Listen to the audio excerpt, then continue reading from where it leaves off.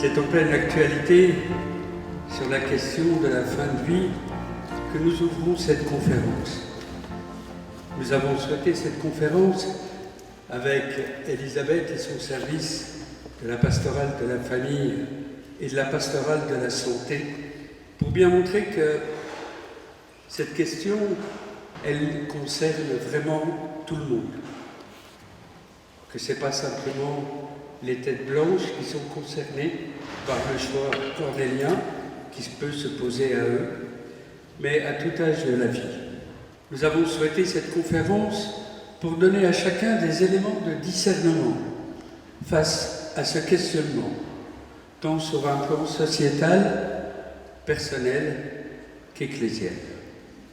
Question sociétale, quelle véritable fraternité voulons-nous construire dans notre société pour aujourd'hui et demain?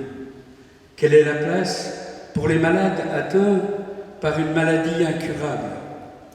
Quel regard posons-nous sur la fragilité? Est-ce que l'on peut raisonner seulement en termes de coût par rapport à la fin de vie ou par rapport à la maladie ou simplement de l'utilité d'une personne?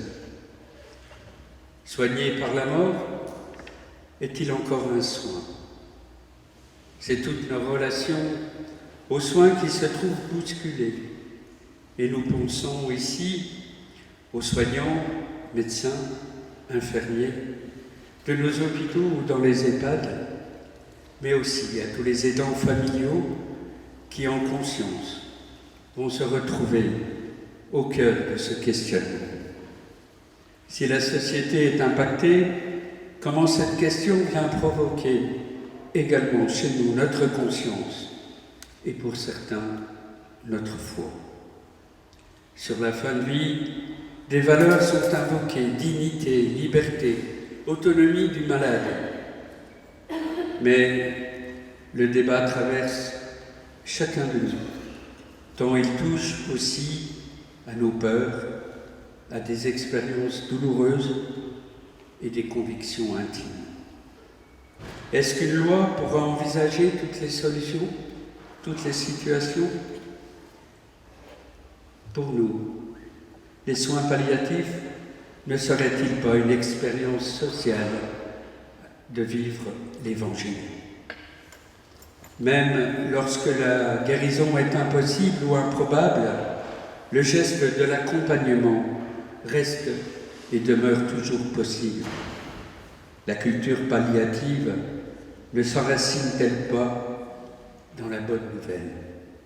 J'étais malade et vous m'avez visité, ou dans le geste du Samaritain qui confie l'homme blessé aux soins de l'hospitalier. Autant de questions que nous essaierons d'aborder, d'éclairer au regard de notre foi et de notre agir chrétien au cœur de notre société, avec beaucoup d'humilité. Nous souhaitons que nos échanges de ce soir se fassent dans un climat d'écoute et de respect de chacun, d'une façon dépassionnée.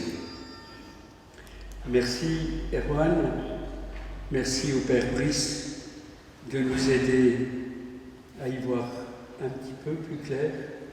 Merci pour leurs paroles. Merci à vous tous d'être là. Notre conférence va se dérouler en 2 temps.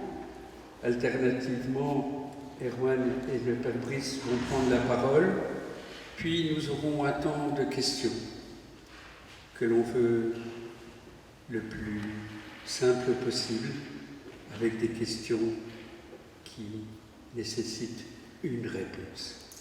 Merci à vous. Bonne soirée.